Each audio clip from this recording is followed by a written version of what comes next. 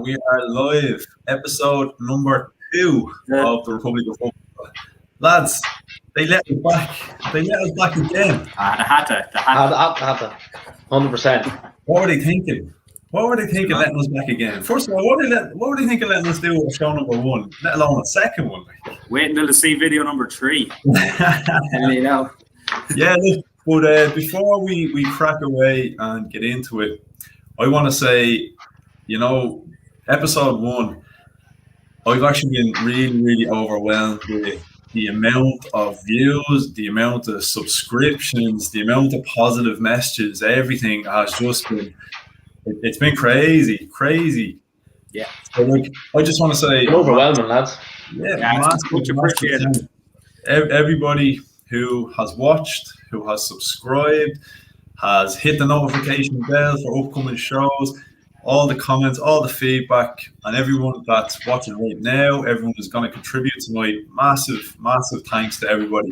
Without everyone's support, we can't grow, so we really do appreciate it. Tonight's show, this is the one. This is the one already. It's going to cause arguments. I've no doubt this is the show.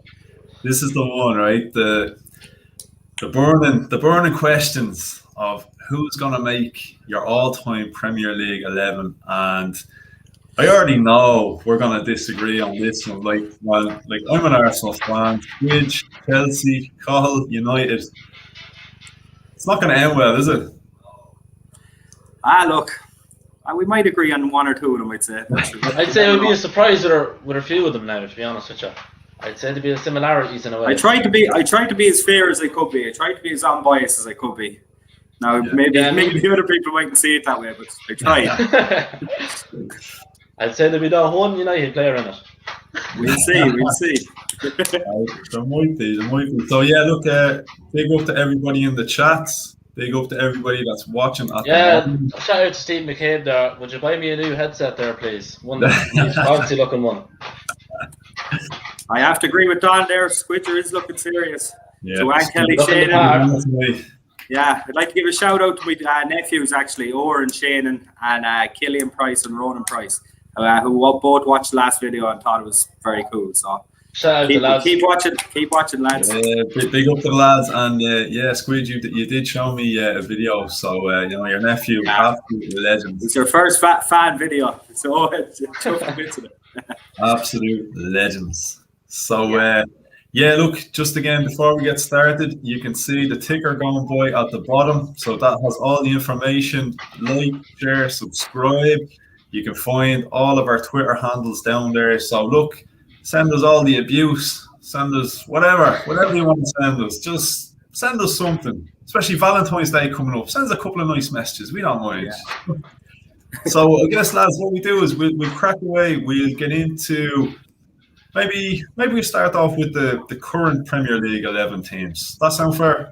Yeah, let's go for it. That sounds fair, lad. Yeah, go for that one. So basically, I know the way I did this. Maybe, lads, you might be slightly different. But the way I picked my current Premier League 11, I didn't pick my selections based off of current Premier League form, as in this season. I based mine more so around players who currently still play in the Premier League and maybe what they've done in the past rather than what they've done now. And you'll know what I mean when you see 1 or 2 of my picks, because if you were going off current season form, you'd be saying, how did that guy even get in there? So, Colin, I'm going to start with yours first of all, Colin, and then I'll let you talk us through. So I'm going to throw that up on screen for you now. Very kind of you. Now, boys, this is my team now. See what you think.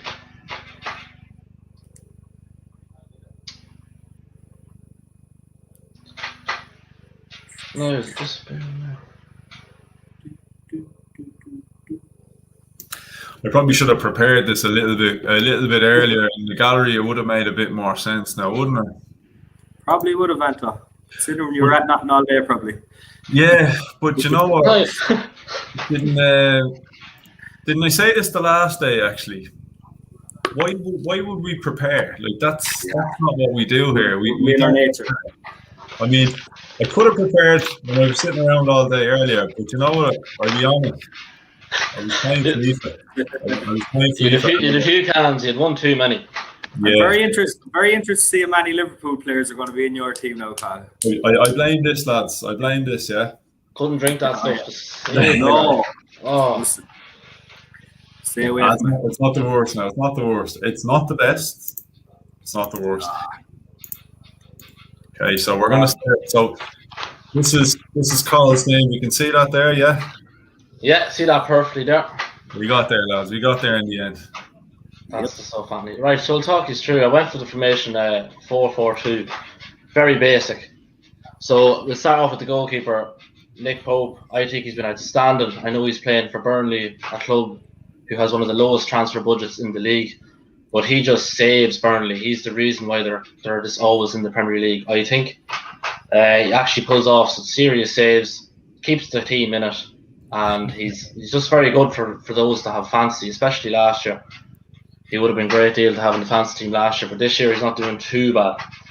At right back, we have Wan-Bissaka.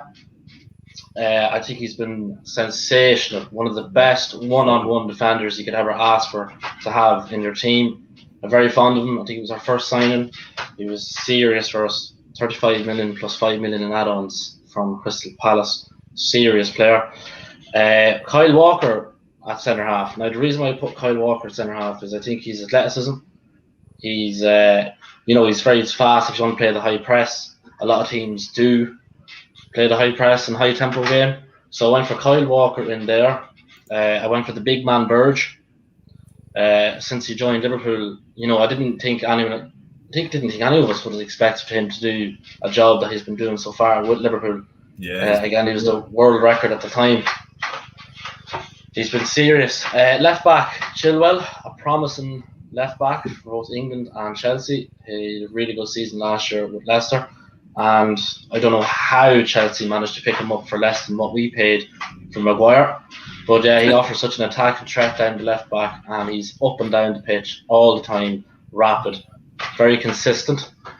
Now we go into the midfield now. So this one, lads, midfield is very, very hard to choose from. But I went for this. We'll talk about Salah first of all. Salah was Liverpool's.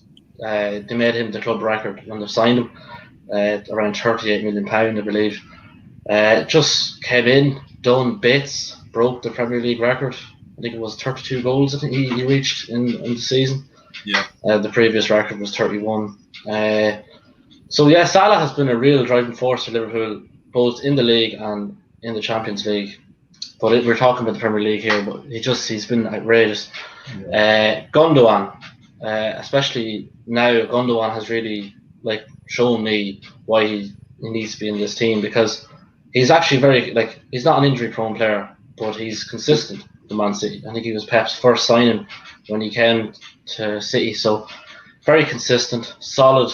He's adding goals to his game now, but he's just such a consistent player.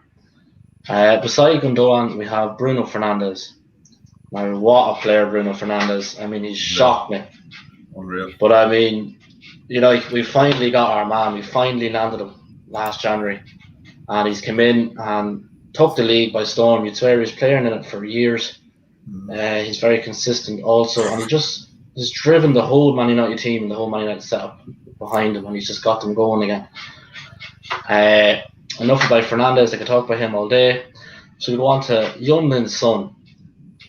What a player he's been. He's signed from Bayer Leverkusen. Spurs have literally pickpocketed him from the Bundesliga. I don't like to admit how good he is now, because one being a Spurs player, and as the story goes that I heard, apparently Arsenal were very close to signing him, and Wenger said that no, he was him and Luka Modric apparently were too lightweight for the Premier League, and look how they both worked out. Yeah, that's it. It's one of many players under the Wenger era. He's got a ball. The list is endless. I tell you, the list would give you COVID. It's that bad. It's just yeah. That's the same with every club, though. Do you know what I mean? Yeah. The amount of players Chelsea missed out on. Do you know what I mean? You could go through that with every club. True. Actually, on that topic, right? Sorry to interrupt you here, Carl. But you're talking about the players who nearly were did anyone ever hear that story? Do you remember Michael Essien? Absolutely. I remember Michael Essien. I don't know about the story. No, what? I don't know if this story is true. I don't know. It's one of those stories I heard. Apparently, Essien was when he was a bit younger had trials at United.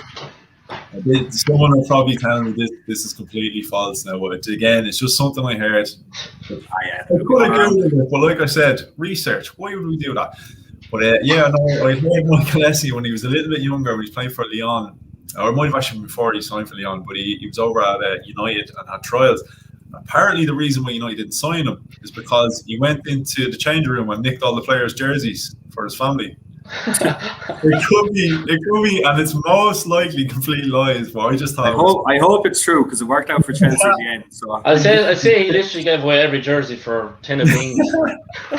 It was class. Essien was class. Here, I'd have done it myself. I'd have done it myself. If it was true, he's a fucking legend. He's already a legend. He's a great player. Good luck to him. Delighted he never played for us, to be honest. Yeah, but back to Heung-min Son, guys. It's Sonny has just lit up the league as well. Like, he's one of if Kane's not playing for Tottenham, Son goes up front and he's just he's scores serious goals. Up front now we have Aguero and Jamie Vardy. I would go for Aguero first. As much as I hate to say it, he has been the number one player for City like for so long now. Yeah. When they've both buying players that summer, but like he's a clinical finisher. Arrived from Atletico Madrid. He's always a big game player. One thing he has in with City is the Champions League, so you can't say he's an all-time great, but he's an injury. He's been set back with a few injuries like other players, but they've really hit Aguero because he'd be if it wasn't for his injuries, he'd be almost getting golden boot every. He still always comes back strong from them, though, and I think that shows the sign of a class player. Do you know what I mean? He gets bad injuries, but he still comes back. And the first game he plays, he bangs in a couple of goals. Like he does serious goals. Goals of head, left foot, right foot. You get them in for City as well. So we go on to Jamie Vardy here. Jamie Vardy is like one of the best stories of English football you could ever dream of. Like coming from non-league, working in a factory, working his way up through the English leagues, and getting himself to the Premier League at such a coming to the end of his career. But Jamie Vardy, ever since he won the league and got that, what did he get? 11, scored 11 consecutive in games, wasn't it? Broke the stat. I mean, Jamie Vardy is like the ultimate. Broke Ruud van Nistelrooy's record, wasn't it? Yeah, Ruud van Nistelrooy's. But I always use Jamie Vardy whenever I appear on different shows and that. Like we always get into this debate about Arsenal and Arsenal signings and stuff. And like obviously the Arsenal fans have this sort of like a snobbery about us where if you don't cost X amount, you're not good enough. If you come from a lower league, you're not good enough. I always use Jamie Vardy as my reference point. I go, Jamie Vardy cost £1 million and came from Fleetwood, and look what he's done. So it's not about the division you're playing, and it's not about your price tag. If you're good enough, you're good enough, regardless of where you come from, how much you cost. Shout out to the followers there that are watching live. Anyone know who actually scouted Jamie Vardy for Leicester? I'd love to find out who scouted him, because £1 million, bargain. Man, crazy. Well, Jamie, just Vardy is just like did Leicester play to Jamie Vardy? Like, I mean, he's fast, and like he gets in behind. His first thing, his instinct is to attack. Yeah, let's get on the front foot. Their whole setup is based around him. All right, without Vardy playing, they seem to be caught out a lot. Mm-hmm. Do you know what I mean? They're not half the team without him. And what age is he now? He's 33, 34 now. So he's pushing in around that age, Yeah, you just be wondering how long more they're going to have him for. Yeah, 34. 34. I thought he was only 32, to be honest. How has he seasoned? 34. How he seasoned himself, like, do you know what I mean? Coming to the later stage of your career, how did he come into his prime? I always wonder that. Like, it's truly an inspiration to anyone that's just don't give up. Keep going. Hard work pays off. Yeah, Squidger, I'm going to let you take that question there. Who is the assembled? The assembled is he's an anomaly. We don't know who the assembled is. He's our fact finder within the channel. Well, we haven't got him on this channel yet, but he knows his stuff about football. And assembled, if you're out there, we'd love to get you in. Assembled, if you can hear us, save us. If you're out there. The assembled is going to become like. Do you remember the Stig? Remember, nobody knew who the Stig was, and it's going to be assembled, and we'll have like the Stig failing. I hope he gets that big. I'm just looking at the comments there, and you would like to think, oh, why isn't Rashford there? Why isn't? Yeah. It's because I know Rashford. He hasn't been a winner at United yet, but he is Rashford's the same age as me. Do you know what I mean? Of course, I want Rashford to do well for the club, and he will. That will come, but you know yourselves, you just couldn't really put Rashford in there just in this moment in time. He hasn't won the Premier League with us yet, and I just wait till he wins. Yeah, well, look, like I said, I don't know. I think Rashford, he needs to start. He needs to start doing it though. He's a very good player, and don't get me wrong, but his work rate is very bad. Himself and Anthony Martial, their work rate is scandalous. I suppose you could say Martial's more than Rashford. He needs to start doing a bit more, in my opinion. He's class, but he needs to do more to get up to the next level. There's one there for you, Cole. Why Wan-Bissaka and not James Justin or Reece James? It's because James Justin has only literally got his chance because Chilwell has left Leicester. Reece James, he was on loan at Wigan the season before, and he was Wigan's Player of the Year, so he hasn't really been a seasoned Premier League player yet. Yeah.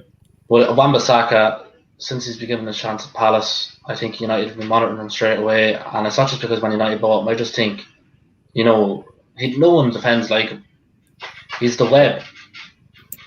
But it's like we were saying earlier, these picks, I know my picks anyway, when you see my picks, they're not based off of the form of this season, because if you look at the players I picked for my current Premier League 11, you're going to be saying to yourself, why did you include that guy and that guy? Because their form this season has been poor, but my picks are based off of, what they've contributed up until this point, like their overall being in the Premier League. And I think like maybe some of yours are pretty much the same as well. Yeah, I'm going on like what players have done since they've been in the Premiership, not just this season. Yeah, it's basically players who are currently still in the Premier League that have contributed over the years. Yeah. I think Gavin Hines, after answering your question there about who was the scout of Leicester who got Vardy in, Gav knows. Shout out to Gav on that one. Fair play, man. Yeah. Is Gav related to the assembled? He could be. There's rumours he knows a lot of stuff anyway. That's, I don't know. Like, he must. If he knows that, he must know. Gav knows. Yeah. Hey, look, we're all gonna get a lot of this now. When people see our teams, we're all gonna be under the spotlight, and we're all gonna be getting. Why is this guy? Why is that guy? Yeah, I think Ian Ryan was on the last day. He was on about Kieran Tierney. He's a poor man's Ben Chilwell. That's definitely stop. That's not a bad shout there. Luke Shaw, in fairness, has been good.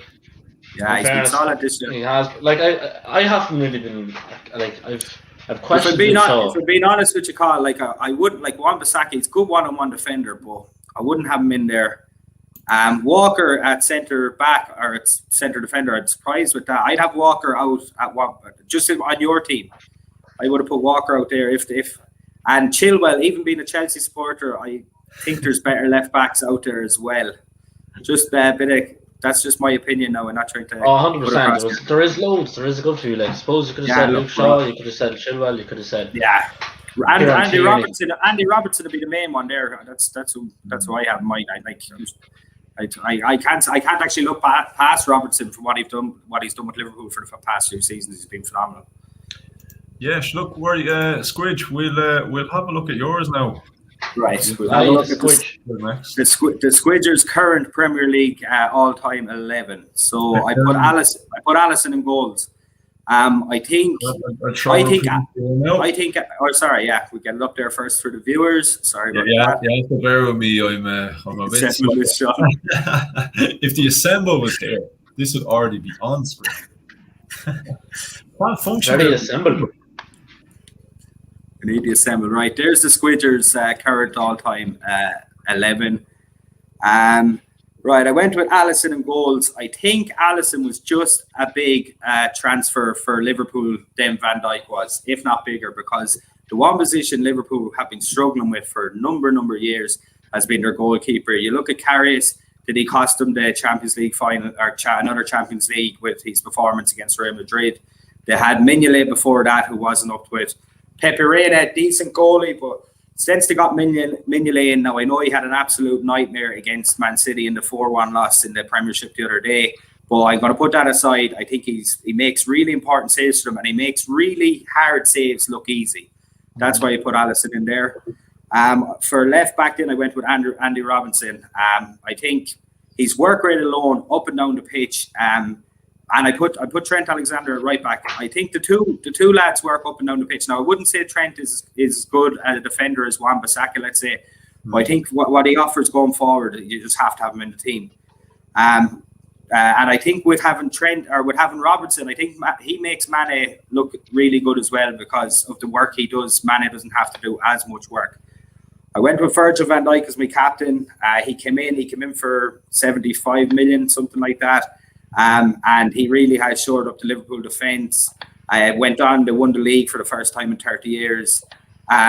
So that's why I picked Van Dijk. He's so calm, he's so collected on the ball. Everyone around him seems to play a lot better when he's actually in the side. And since he got injured, Liverpool have absolutely fallen apart. So I don't think it's too much of a coincidence there.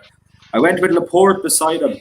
I think Man City went out and spent how much on central defenders and to replace Vincent Kompany, and they didn't have too much look in it. They went with like Mendy, Otamendi, your man Mangala. They spent big money on these lads, but they got Laporte, and I think he's a right good player.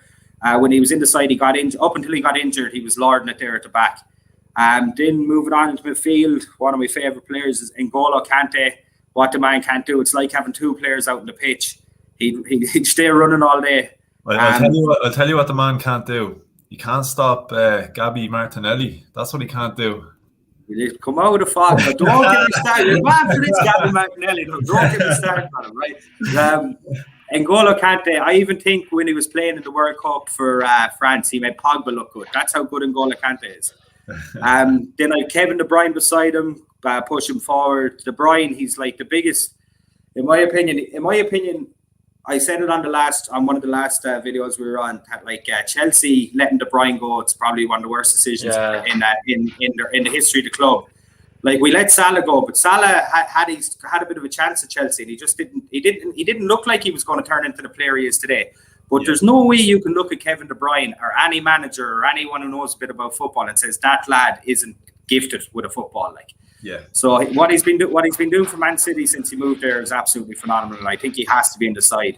Then I went with Mane out on the left. I think Mane is on his day. I think he's one of the best players in the league. He scores goals, good work rate. He's not greedy. He's not selfish. I'd have him in any side all day. Then Mo Salah on the right hand side. Since he's the only player since Ian Rush to score over 20 goals in four consecutive seasons for Liverpool since he joined them.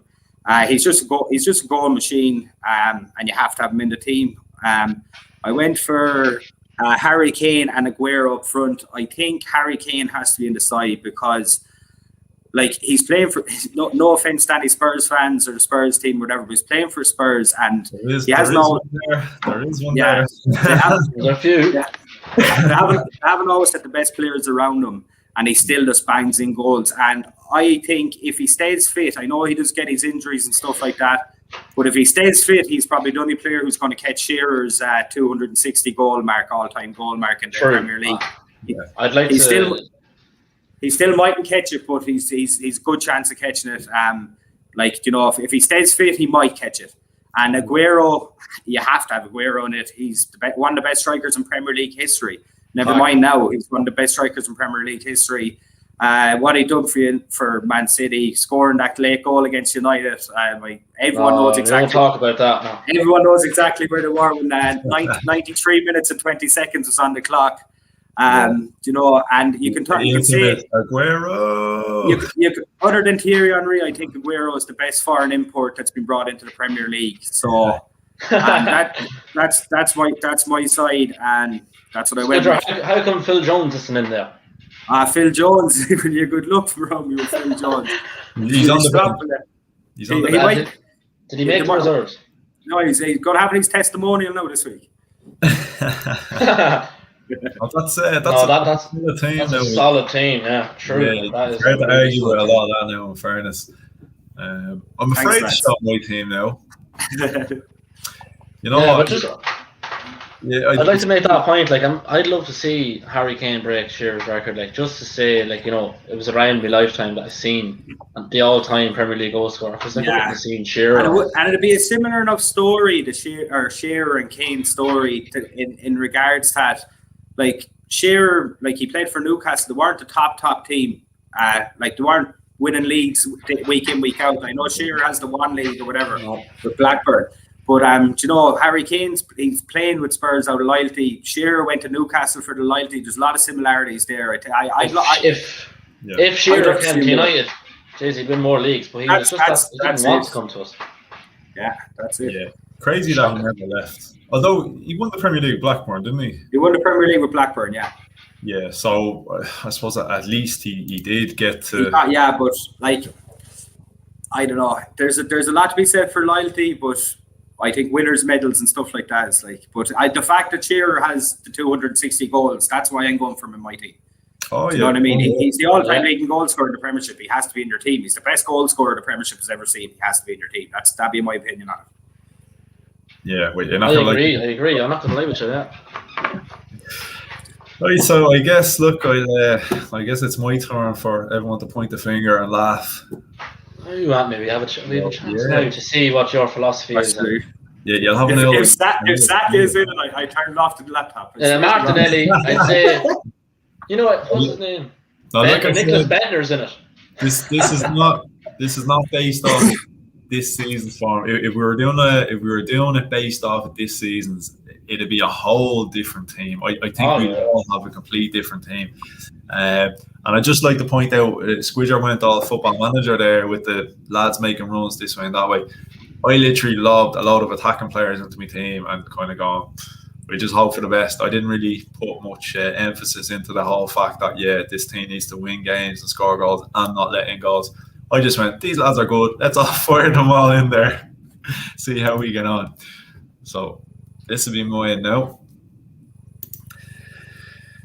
So again, look, it hurts me to even talk from the start about the goalkeeper. Goalkeeper Emi Martinez. It was at Arsenal last season. You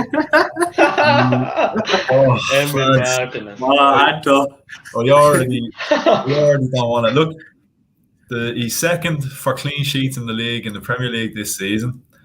Again, I know I'm contradicting myself a little bit here because I'm saying a lot of my picks are based off of not this season, but what they've done over the last couple of seasons. But I just don't know. I just reckon, although he hasn't played as much, right? He hasn't played as much as Ederson.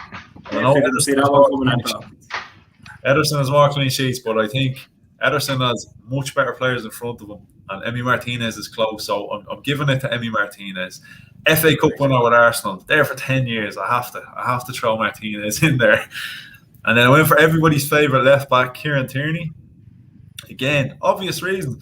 The man trains in the snow. He shops in Tesco. He helps grannies with their shopping instead of going out doing all the flash things that football players do. He's an absolute legend. Played for Celtic, that's a bonus. He's just quality. My belief is he's future Arsenal captain, so I have to throw him in there. Alexander-Arnold, again, look, if you're going off of current form, no, he hasn't been bad this season, but definitely not as good as he was last season. But again, for obvious reasons, for what he's done since he's broken into the Liverpool team, you got to put him in there. I think Alexander-Arnold and Kieran Tierney bombing down the line, swinging balls in, I think that would just be quality. Van Dijk, again, he sort of picks himself, really, doesn't he? I think it's kind of hard. And again, he's been out all season injured. So again, we're not going off current form, just going off the fact that he's an absolute beast of a man. Another guy Arsenal could have picked up for about 3 million, I heard, from Celtic at the time. Apparently, it was too much to pay for him. And yeah, look, the rest is history. So, Yes. yeah, Ruben Diaz as well. Again, look, I probably could have gone elsewhere with that. I probably could have picked someone else, but he's had a serious start. Yeah, he looks the real deal, definitely. Yeah, he looks the part. So I just think put him in beside Van Dijk. I think they will be just a serious defensive partnership. Now going into the midfield, yeah, okay. I probably should have gone with someone like an N'Golo Kante or whatever, but I just said, no, do you know what?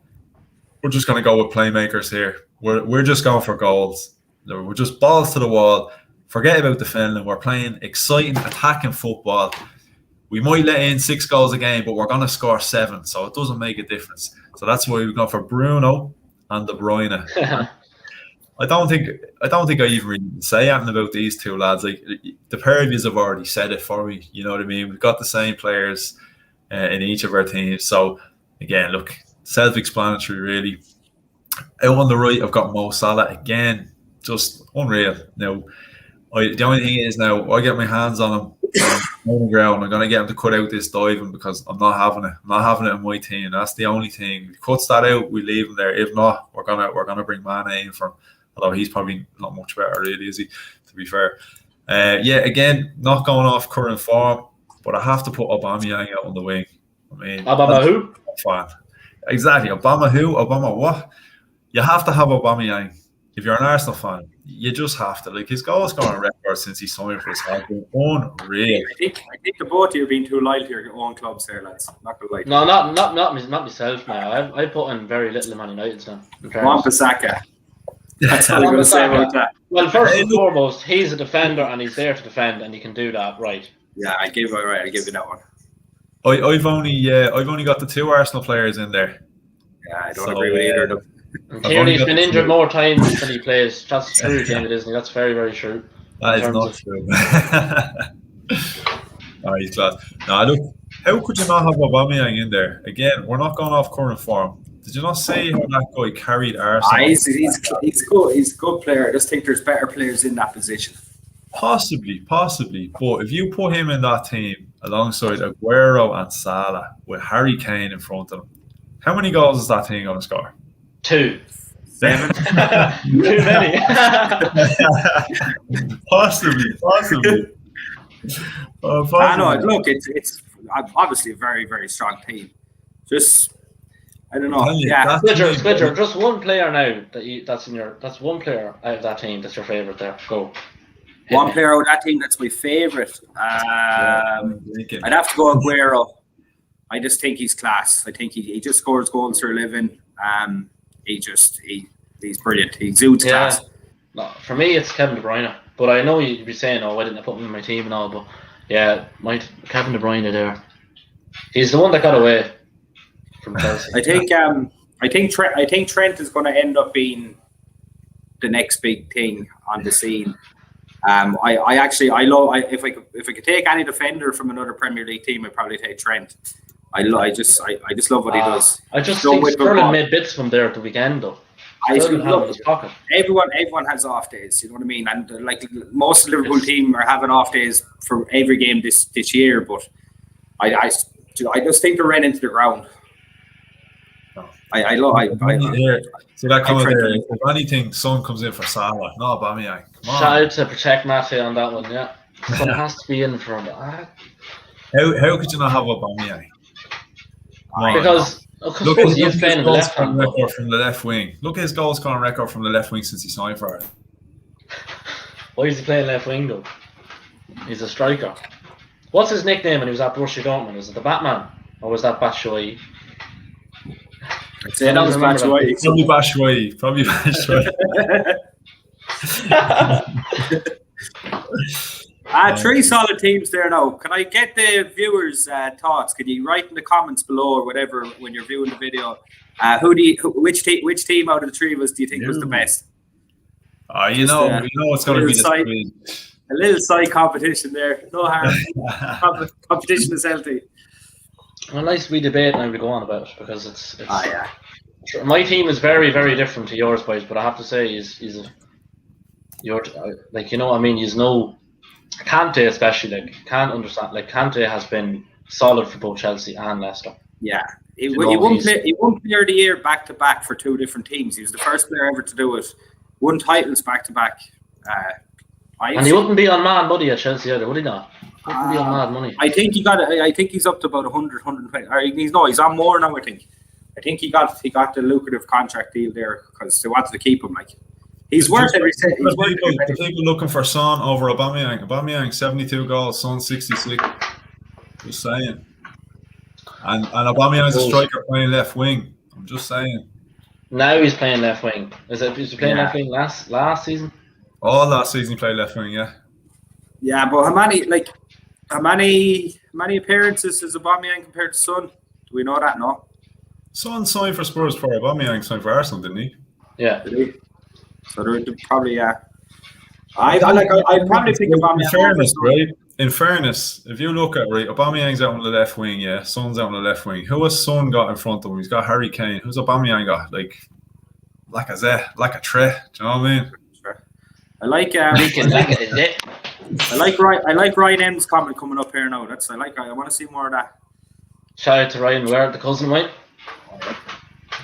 Big Chelsea fan. The one with Terry. No, it's good. They're just looking at the comments here. Yeah, to be fair, fair play to the lads that have commented. Yeah, Squidger looks 100%. As if you're the winner. We'll bang away a few of the comments here before we get into what we're gonna do. We're gonna do. Hey, do you know what we do next? Maybe Squidger, since your team is getting a lot of love there, I might have to throw out your best Chelsea team. Right, yeah. I'll go. Give me a second now. You have to bear with me. A bit slow. You have to bear with me, right? Now, so before we start, explain to the people about Squidgenuity before we get going. Squidgenuity. I don't think anyone knows what Squidgenuity is. It's just you just either have it or you don't. One or the other. I'll let you know if you have it. It's a class act.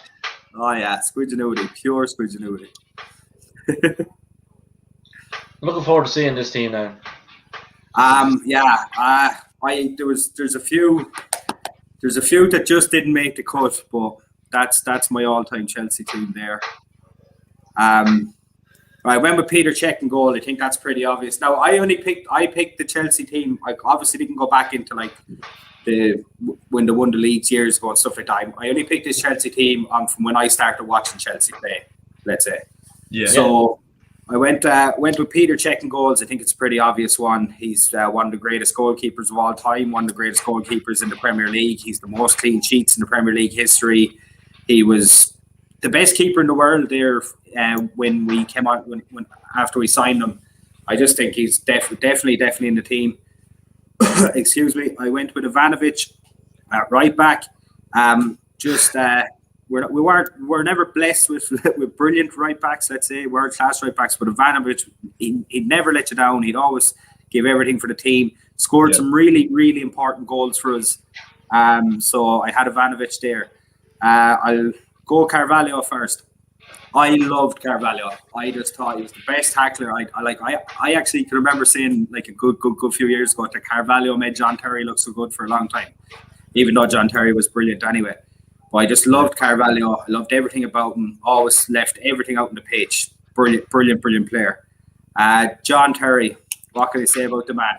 And I want to say if you take everything John Terry did off the pitch, you could call him. Do you know what I mean? You wouldn't like him.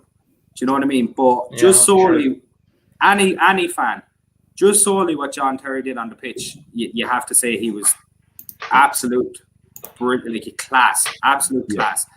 He's a natural leader, captain of Chelsea for many years. he put. Do you remember the iconic? It was against Arsenal. Remember he put his face in. He got the boot into the face. Oh, I remember that. Yeah. Was it? Yeah, Abu like Dhabi. Yeah, like he put his face where I wouldn't put my own boot. Yeah. You know what I mean?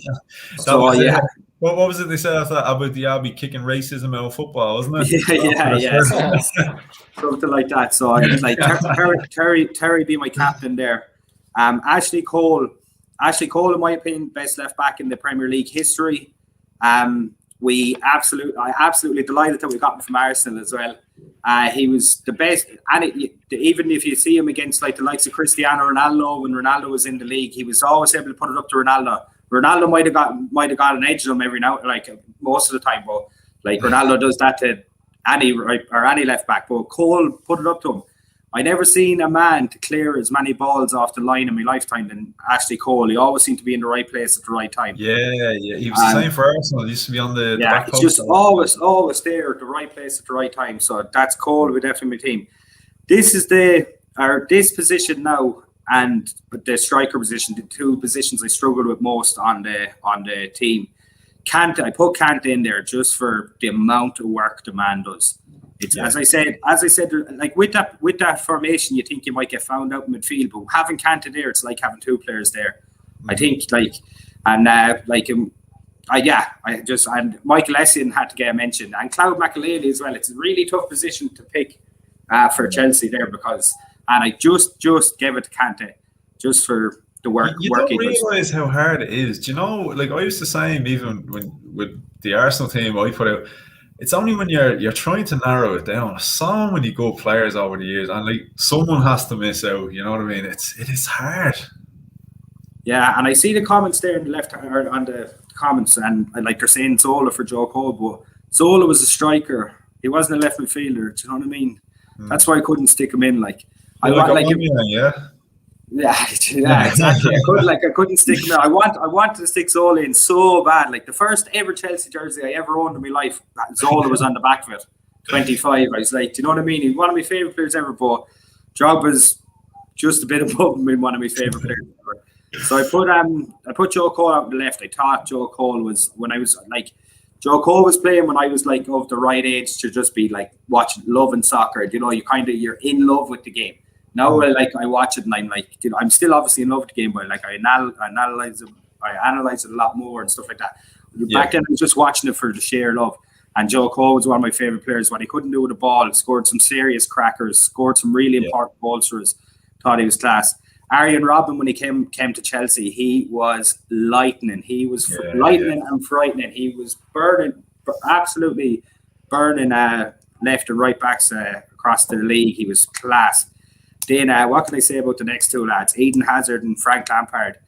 Eden Hazard had to be in the team. I think any Chelsea fan would say that. I think any soccer fan would say that Eden Hazard has to be in a he lit up the league. Yeah, definitely. He was one of the. Until he went to Real Madrid, and I heard it's not going too well from over there. But until he went to Real Madrid, in my opinion, he was the best player in the league. The goals he scored against Arsenal, where he ran from midfield and came in from midfield, kept running away, like, shrugged off. I think it was Coquelin. Yeah, that's what it was. Shrugged off Coquelin and went on, took away another 2 or 3 players. What a goal! Lampard is actually my favorite player of all time.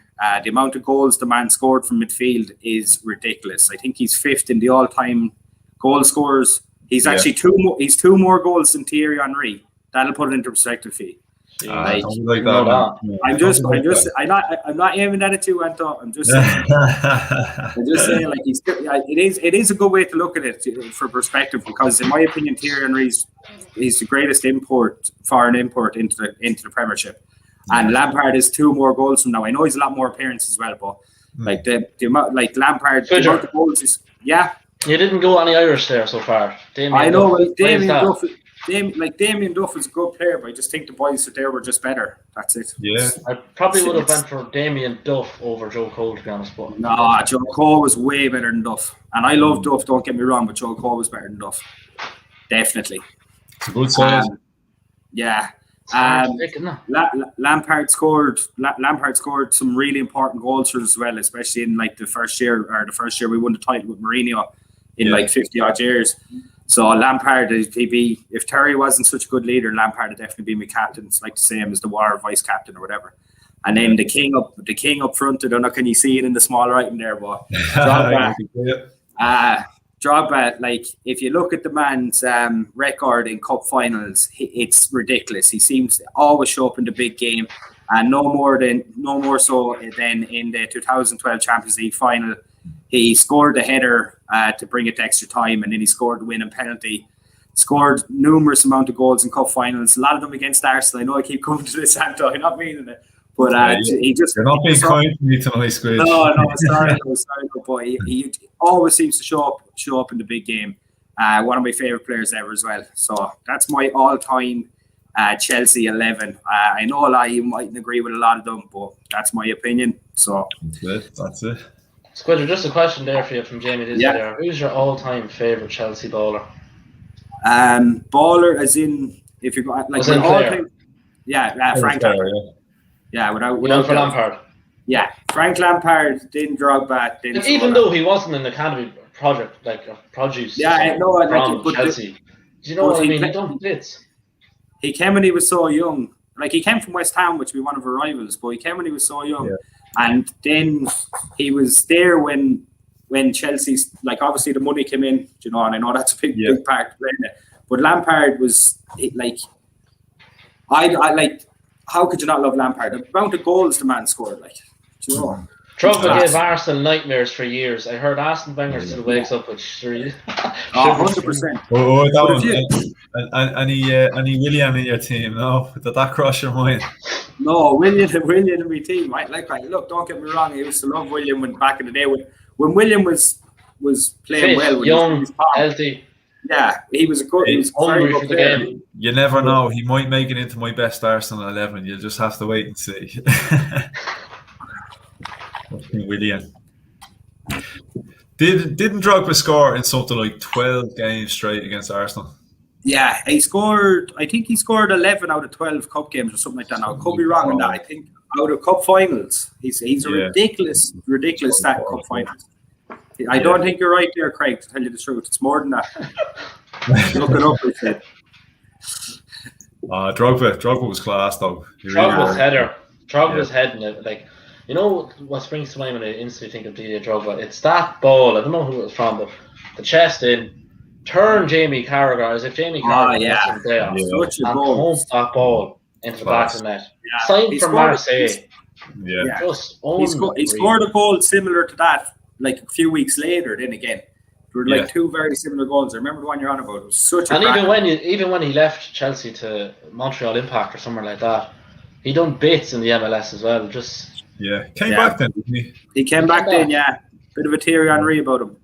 Yeah, and you know what? Again, just to keep throwing the Arsenal thing in there and the Arsene Wenger and the mistakes he made back when he played for, I'm not even sure how to pronounce it. I think it's Gagnon or Guingamp or whatever the hell that French name. But apparently Arsenal could have signed him for $100,000, and Wenger said, "Nah, he's not worth $100,000 at the time." So that's another one that got away. But yeah, look, we'll go for your team, yeah. Yeah, I'm interested to see this now. He'll be fairly like, I don't know what he's gonna think, but here it is, lads. So I don't know if you can see that, but in goals, well, first of all, I went for the 4-3-3 attack, basically, with the diamond in the middle. So we have Van der Sar in goals. I wasn't really born around the era of Schmeichel, Peter Schmeichel, so I kind of just seen more of Van der Sar. He joined us from Fulham. He was quality. I mean, you could always rely on Van der Sar. Very consistent player. He was tall, good penalty saver, especially, when we were playing Chelsea in the Champions League final in 2008. He was a real winner for us then. Squidger, unfortunately, you were on the losing side that day. But yeah, for it was an undisclosed fee, but around £2 million from Fulham, and he went on and he won about a couple of Premier League titles, 1, 2, 3. I think he won about 4 or 5 Premier League titles with us. But I just think he was a solid goalkeeper for Man United, and he was always commanded to the back four. At right back, we have Gary Neville, an academy product player. He was a one club man. I went for Gary Neville because he was just so determined, and he was a very basic defender. He didn't really have that much of attacking attributes, but he was good when he got going forward. He kept his head, he kept his position very well. I just think he was so solid. He gave his all for Man United. Beside him now, I went for Rio Ferdinand. We made him the world's most expensive transfer at the time from Leeds, 30 million. Again, he formed one of the best Premier League partnerships, I believe, in Premier League history. Not only just for Man United, but alongside Vidic. Vidic was he was like ever as well. He was signed in the January transfer in 2005. Vidic just was hungry for the game. He would throw his face, he'd throw his body on the line for the club. He went on to win 2 Player of the Season awards from numerous titles with us. Just a commanding centre half, very vocal on the pitch. And there was no getting by Nemanja Vidic. He had pace about him as well, and a lot of strikers didn't even realise that. I went for Patrice Evra, left back. Again, attacking threat he was so good at going forward for us. He lived and breathed Manchester United, understood our philosophy, and he was always humble. He gave his all for the club, and he was just such a good character to have around the dressing room, even just for having the crack and stuff, but always staying focused. In midfield, I went with Park Ji-sung alongside Paul Scholes. Park Ji-sung for me now, it was just unbelievable. Like, Park Ji-sung is just like an engine, like almost like N'Golo Kante for Chelsea. But you'd notice him when he is not playing in the team, but when do you know what I mean? He just always does the basics right, and he even popped up with a few goals when we demolished Arsenal 8-2. That was his goals we scored against Arsenal then were class as well. So Paul Scholes, sure, I couldn't really leave Scholes out, could I? Like, Scholes, he could do anything. Even though he didn't have the height or anything like that, some say, he was tiny to play football. He could ping a ball, find a winger, find a man, score a goal numerous times outside the box, always known for that screamer. So that's what Scholes was, that he retired and then came back out of retirement and was still probably the best in the midfield. Yeah. And bought your average pair of boots in a charity shop or something, I believe. Wow. And just went back and just came back playing solid football again for us. So we move on to the right hand side. I put Cristiano Ronaldo in there. For me, and I think for yourselves, lads, very attacking. Someone needs to tag Roy Keane. Yeah. 100%. I just could say that. Boys, I haven't really been around to watch Roy Keane, so I just seen like Ronaldo bargain when we bought him off Sporting Lisbon. Lads, you know what you need to do. Everyone in the chat, you need to screenshot that team. You need to tag Micah Richards on Twitter, and he will show it to Roy Keane. Get Roy Keane to watch this. Get Micah Richards to watch this. Come on, we can do it. Imagine. That'd be gas. You see that video? Did you see the video the other day? Yeah. Well, they actually couldn't they couldn't release the full video of it, but gas. His reaction. Actually, they couldn't release the audio of Keane's reaction. What video are you on about? Right, there's this dance on Richards. FIFA. Yeah, like there's a celebration on FIFA, and Roy Keane is just doing that dance. Do it for us there, Kyle. I can't do it. Do it for the viewers. I don't know. It was like something like that, shaking the body. Yeah, somebody made like a compilation video, of all the funny dances out of FIFA when you score a goal. But they had Roy Keane in the new United shirt, and they tagged Micah Richards in it. Be like, show this to Roy Keane, and he did. And then he got the reaction of him. So Keane's sitting there in his chair, just like,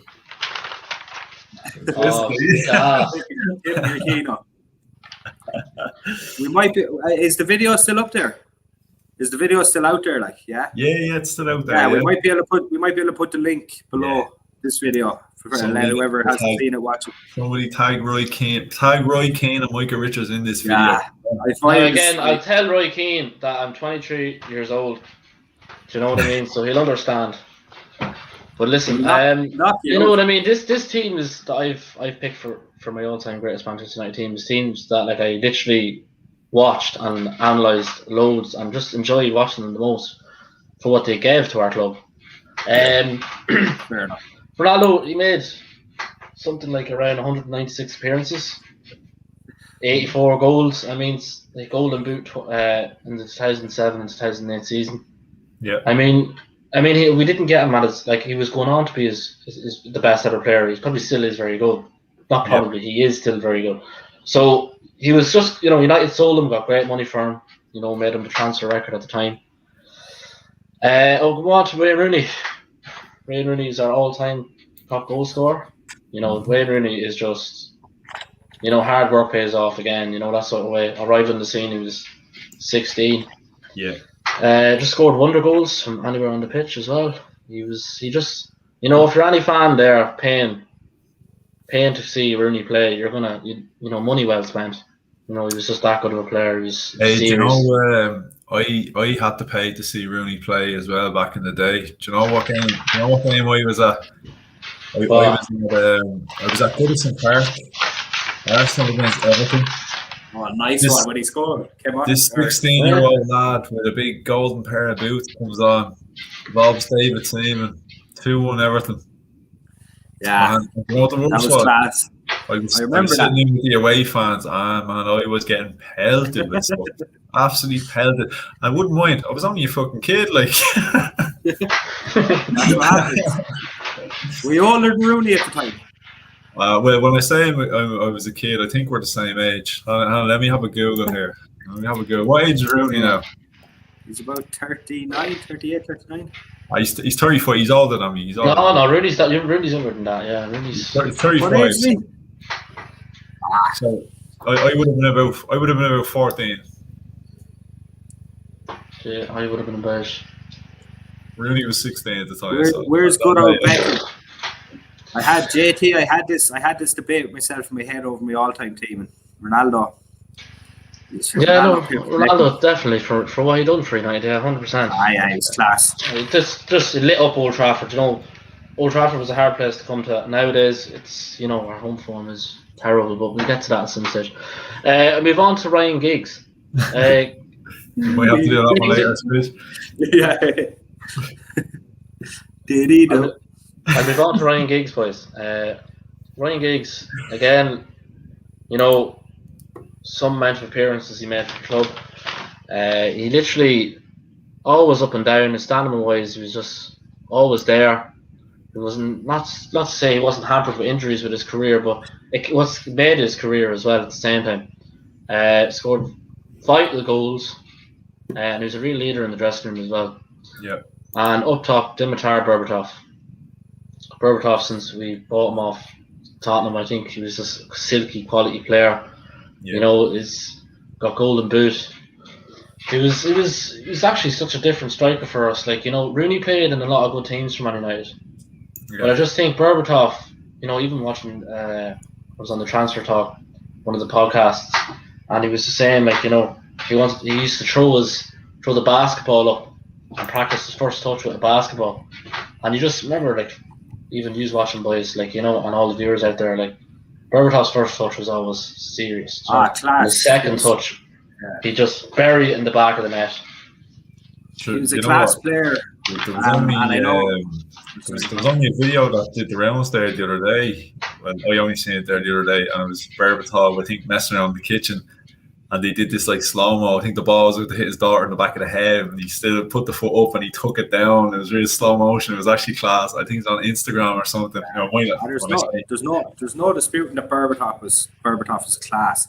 And I know you're a lot younger than I am, but geez, Van Nistelrooy was so good for United when he was playing. He never scored a goal. He hadn't scored a goal for outside the box. He was just such a goal scorer. Yeah, and I think I'd have. It was hard. Yeah, it was hard to leave. You know what I mean? Like in terms of and even now, Roy Keane. I thought, as a United fan, I thought every United fan would have Keane in their team. There's one there called favorite United player. All-time favourite, Wayne Rooney. Really? Yeah, he's solid. He's as good as it gets. Yeah. As it is finished, there's a lot of banter going on in the chat. So I'm afraid to show my team.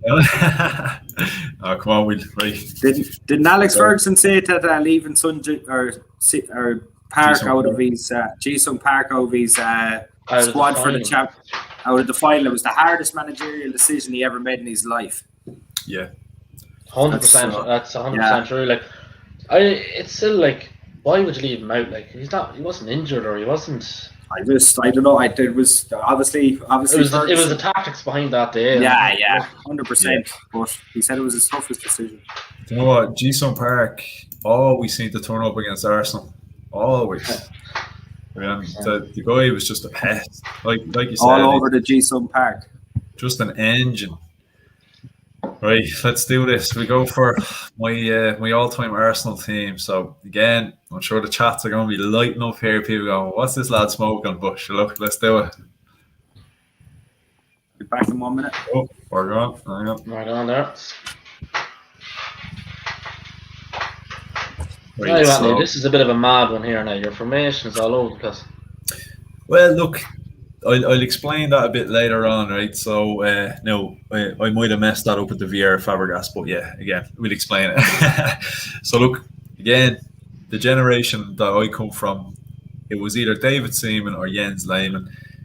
I like going a little bit old school, so I'm gonna go with David Seaman. Like that, when I grew up supporting Arsenal, like David Seaman was the man. He was the number one, no dispute.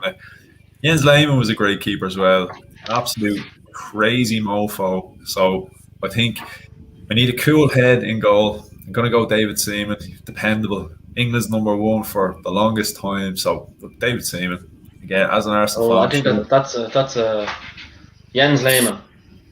Jens Lehmann, yeah. Look, it's basically Seaman better, though, I'd say. No, yeah. Was it Ronaldinho that lobbed him? In the 2002 World Cup, he lobbed him from 40 yards. Seaman from 40 yards was the saying at the time. How is that, lad, in your Anthony's goals? Well, look, sure, every keeper gets lobbed every now and again. Do you know what I mean? Yeah, in fairness, Cahill, right? No, I will say in his later years, he did become a little bit of a liability, and he had this habit of like, if you put the ball over his head, it was going in. Like even that, you remember the Ryan Giggs goal against Arsenal? He developed this habit later on in his career where he would crouch real low and the player just go high. His later years, yeah, and you probably would have only caught his later years, but his early years for Arsenal, like he was like that 1998 team, and I was just incredible in goal. We're gonna go Ashley Cole left back again. I think when he played for Arsenal and then went on to Chelsea, I think he was, even at Arsenal, I think he was arguably the best left back in probably Europe. Maybe him and probably Roberto Carlos, maybe at the time, or probably the two you would have said. And Real Madrid were actually looking at Ashley Cole in around that time to be a long-term replacement to Roberto Carlos. But again, he tarnished his reputation with Arsenal, but still, I'm going to go with what he did for us on the pitch. And he was class. There's no denying him. Yeah. He was a good player. Lorraine at right back, that's probably one that people are probably going to debate a little bit, because I guess it's sort of between Lorraine and Lee Dixon, you know. And again, Lee Dixon was class, but it was just something about Lorraine. Again, part of the Invincibles team. He was actually a right winger when he signed for us. And we had so many good players in the team. We had Ljungberg, we had Pires, and we even Ray Parler. And it got to the point where Arsene Wenger said to him, look, it's going to be very, very difficult for you to have a career with us if you're looking to play on the wing. And he said, all right, had a look around the squad and said, who's close to retirement? And he looked at Lee Dixon, and Lee Dixon was getting on, had about a season or so left, and said, okay, I'll train myself up as a right back. And was quality, part of the Invincibles. So yeah, I have to agree with you. I'd have Lorraine in there as well. He was so solid, so consistent. He was serious. Yeah, and obviously part of the Invincibles as well. So Do you know what, Squidge? This is probably one of the only things we'll agree on for the Premier League 11. He was in my Chelsea squad. Of course, he's in my Chelsea squad. So his best years were at Chelsea. He was class. The centre halves, right? Obviously, look, I think any Arsenal fan is going to put Tony Adams in there. Now, I was lucky enough to have caught the Tony Adams kind of era. Now, I didn't catch all of it, because Adams started out in Arsenal's youth team in the 1980s. I think he broke into the first team in 1983, so that'll tell you how long he was actually in the Arsenal team. He was captain at 21. He played all the way up to 2002. The guy, as well as being a serious football player, just an unbelievable leader, unbelievable motivator. You hear all sorts of stories from youth players and that, saying that he was the type of guy, like, you'd be afraid to do something wrong, because as nice as he was, he was that kind of guy. He's going to come out hard. You're not going to make that mistake again, And as an Arsenal fan, we don't have that in our team. We haven't had that for a long, long time. So that's what's been missing. And another player, and I only spoke about this on my YouTube channel the other day. I was doing a comparison with William Saliba, and that, like, Adams is another player who transformed his career. Like, Adams spent 4 months in jail, drink driving, crashed his car, did time in jail at the age of 24, still came back, 66 caps for England. He won plenty with Arsenal, captain the team, just absolute legend. Like, there's a reason why. I wouldn't have been too familiar with him, to be honest, Anthony. Class, like, leader, just class. Obviously, these demons off the pitch, which kind of. Yeah. But that's why I think Arsene Wenger has to go down as one of the greatest managers of all time. He came in and completely changed that. You know what? He transformed the culture of the club. Yeah. That's what. But Adams, even the Premier League in general, Wenger deserved it off credit. Was the 4-4-2 formation? Yeah. And he just ripped up. You'd had I tell you the truth. Looking at that team, I wouldn't change much. To tell you the truth. To be honest, I'm thinking the same, Scudder. I'm literally thinking you just miss Sol Campbell. You miss defenders like that in the league. Yeah. Look, definitely wouldn't change any of that back line anyway. Yeah, well, look, I think with backline, like Sol Campbell again, he was massive bonus points for leaving Spurs as a Spurs captain, signed for us on a free, and he was an unbelievable defender. And he was a player who a lot of people thought was going to sign for Man United for a long, long time. Ended up going to Arsenal, did the unthinkable. They even turned out Barcelona for us. I actually remember the press conference. I remember seeing a couple of days before, he was actually pictured in the new camp. And you can see him sitting up in the stands and that. And then a couple of days later, I see him walking out with Arsene Wenger at a press conference. I go, what is going on here? I was like, this lad's after signing for Barca. And it's like, no, he signed for Arsenal. And you're going, and it completely caught a lot of people off guard. But again, part of the Invincibles, just unreal defender. Patrick Vieira picks himself. You know what I mean? Like, again, I think Vieira and Adams, the two captains. Yeah, imagine those two guys, two big figures, two captains. Like, Arsenal team nowadays crying out for that, absolutely crying out for players like that. So I think those especially guys, Vieira. You never replace Vieira ever. Those guys completely picked themselves. I think maybe the inclusion of Fabregas there. I don't know if everyone will agree with that one. No, I just love Fabregas. Broke into the team. I do. 16, 16, and again, you'll know from having him at Chelsea, absolute just assist machine. He was some baller. He was. I can't who else could you have in there instead of him? Yeah, that's true. I mean, you can't argue with that. There's a couple of shouts I know people probably would have said no. I like the Manuel Petit because of how he played with Vieira. The only thing is, I don't think Petit gave us long enough for me to really consider him. Gilberto Silva is another one. Gilberto, again, him and Vieira were just quality. I still think Fabregas was better than the two of them, though. Yeah, well, I think he just offered a little bit more of an all-around kind of game. Again, quality. What was it like? What was it like for you, Splitter, to realise that you were getting the likes of Ashley Cole from Arsenal? Best ever at the time. And I know everyone was saying he was going for the money, but why didn't Arsenal? If he was the best left back in Europe at the time, why didn't Arsenal give him the money? Yeah. Do you know what I mean? There wasn't a lot in it. There was hardly anything in it. If I remember. As I recall, I thought it was only about $5,000 a week. Yeah, But the Arsenal fans made a big deal of it, and you know what I mean. They were throwing the monopoly money at him and stuff like that. But like I was loving it, like to see like Arsenal beat Chelsea. From when I was growing up, Arsenal would have been Chelsea's biggest rivals because they were the best London team what I seen growing up. So like you always wanted to beat Arsenal, and obviously to take one of their best players, young players as well with great future ahead of them. It was great coup, and you love seeing that like. Yeah, and players that want to stay around London as well, you know, that sort of way. Yeah, like to keep around. I'll just I'll get into that one there. There's a lot of people saying no Van Persie. Well, again, look, Van Persie more so a striker. I think just Alexis out on the wing. I think, look, Alexis, whether you like the guy or dislike him for, you know, he eventually left, went to United, but there's no denying. I think he was one of Arsene Wenger's best signings. I think he was just, especially of the more modern era, the Emirates era. He was just unbelievable. The guy had just a crazy engine, a crazy work ethic. His will to win was it was madness. And like that, he was carrying us for a long, long time. The year that Leicester won the league, himself and Ozil, like the link up was just crazy. You know, like it was a joy to watch. We had Olivier Giroud up front, and Giroud went a mental amount of time. I think it was something like 17 games or something crazy with no goals. He went on a mad one. So if you had a half decent striker, and we had like Giroud and Danny Welbeck, you know, so definitely. Alexis Sanchez is probably the only player who I'd contemplate. Now, I'm not saying I would take him up, but he's the only player I'd probably contemplate taking out of that group.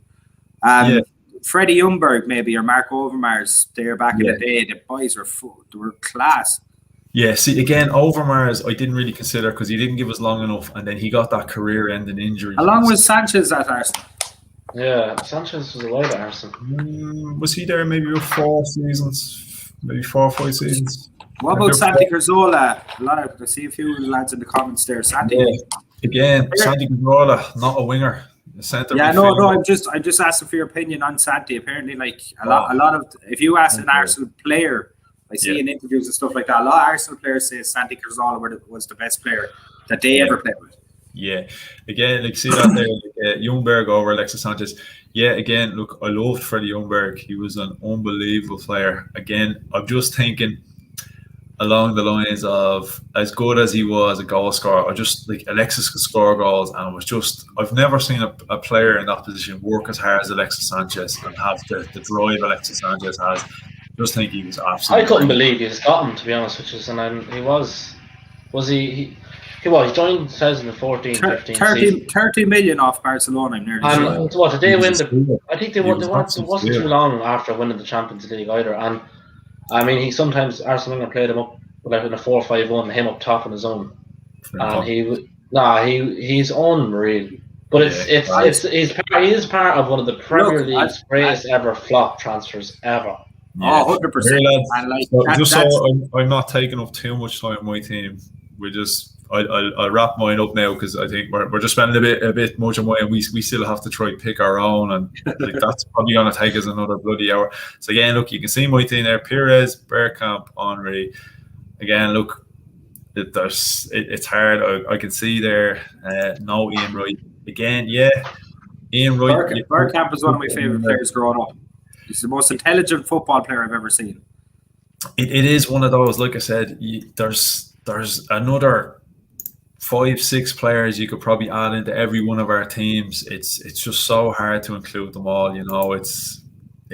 It's Bergkamp had beaten a football player that I've never witnessed in the Premier League or even football. He just made defenders.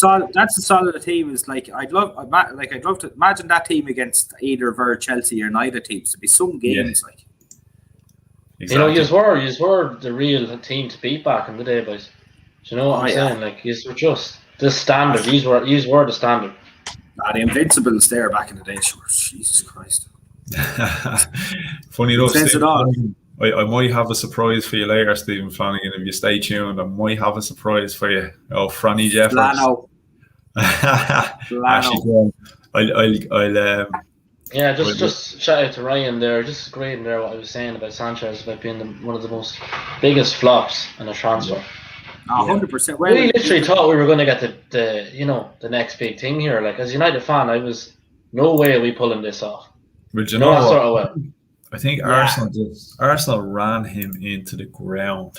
I think himself, his attitude completely changed when he went to United as well. At Arsenal, he was flying at Arsenal. I think when he went to United, he wasn't as interested. Do you know what I mean? He was there sitting on the bench. You could see by his demeanour, the way his body language. He also said straight away, like to his agent, and now this was only released obviously now because he's over in Italy, that he was like to his agent. Now I don't know how he even or why he even think this could happen, but can you terminate my contract at the club because I don't want to play for these anymore? Yeah, that's what he basically said to his agent. But he put pen to paper, boys, and you know what that is. A contract's a contract. You have to stick to it. And 500,000 a week. That's like I said, right? I have a surprise here. Stephen Flanagan is asking for Franny Jeffers up front. Now, what I did was, I didn't say it to you lads, but I compiled a team myself of the worst players to have won the Premier League. Now, there's probably worse players out there, but this was the team I decided myself was the worst to win the Premier League. So we'll see if you agree with me. There won't be many Liverpool players on this now. Is this just Arsenal players? It is, all right. It's not won a Premier League. Oh no, it's not. It's made up mainly of Arsenal and Man United players. Mainly. Luke Chadwick ends up being one of the best players in Championship Manager 2001-2002. Just put it out there. Remember that side? Remember that side, Connor?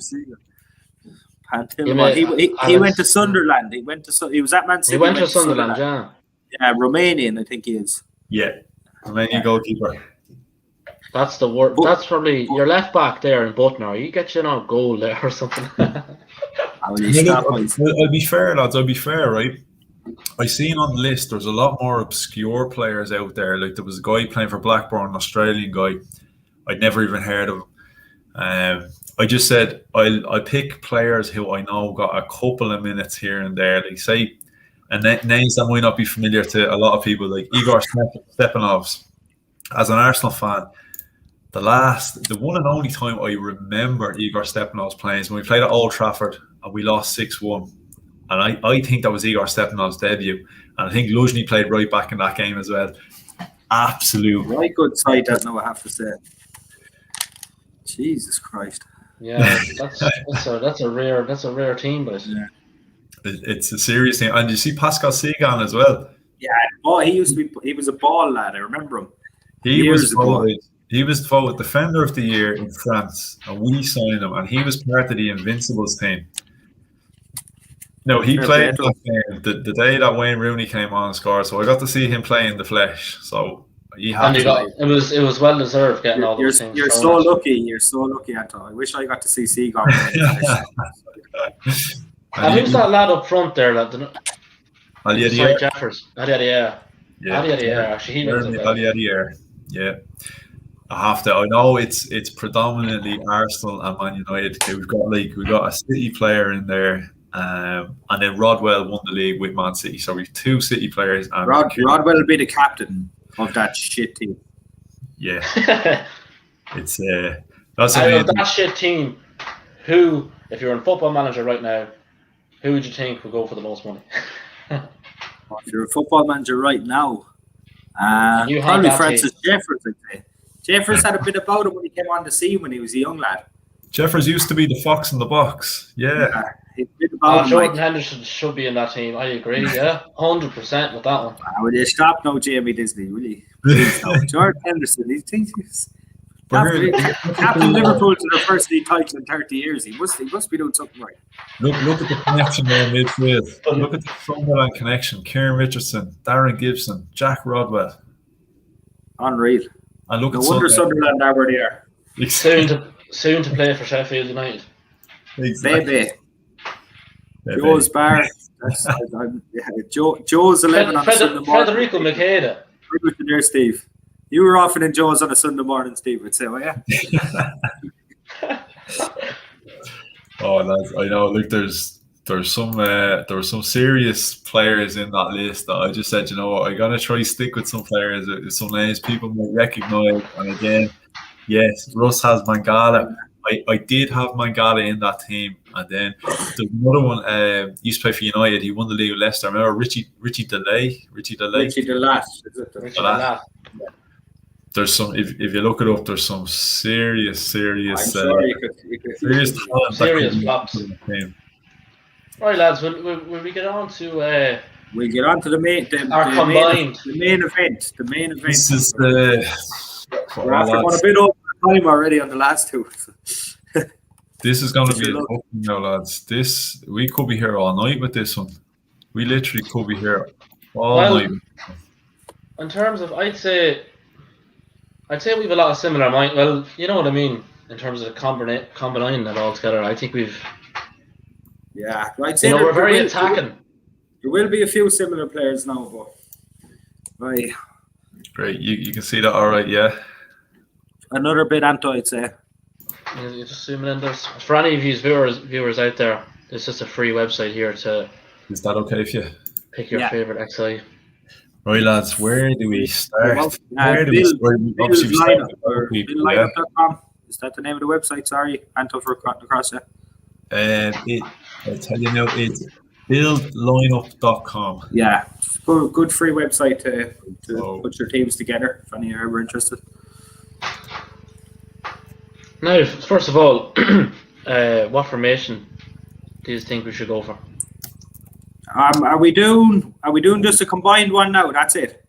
Yeah. This is the combined one. This is combined our knowledge together. This is going to be right. This is the one we're going to be here another 4.5 hours, lads. Right. I think we should the most used formation is in and around the 4-4-2. You can mix it up a bit with a defensive midfielder, attacking midfielder, and stuff like that. Yeah, exactly. I think it's the most prominent formation. And will we do it like for every position? We can have three options of 3 players, or something like that. Right. So something like I'd say we're going to agree on a good few of them, and then we can start throwing out our ideas for who we think should be in whichever position then, and then we'll. There's 3 of us here. We'll take a vote on it, and obviously whoever gets the most votes wins. Yeah, I agree. That sounds good. Okay, and if it's undecided, we'll go to the viewers and we let them pick us. Oh Jesus! This could be a good one. So before we start, remember, lads, hit the like button, subscribe to the channel if you haven't already, and don't forget to tag Micah Richards and Roy Keane. Come on, do it. Yeah. I want to see Roy Keane's reaction to my team, lads. Come on. Right, so criteria said we go with 4-4-3. 4-4-3. 4-4-3. Well, how about look? We'll start with the easy one. I think 4-4-3 is too many players anyway. First of all. Yeah. Goalkeeper, lads. I'm going to throw my first recommendation out there, right? And I know as an Arsenal fan, you're going to expect me to say David Seaman. I'm going to go Peter Schmeichel. Right. I went with Peter Cech. Right. So at least we might be agreed on a Peter anyway. I went with Van der Sar.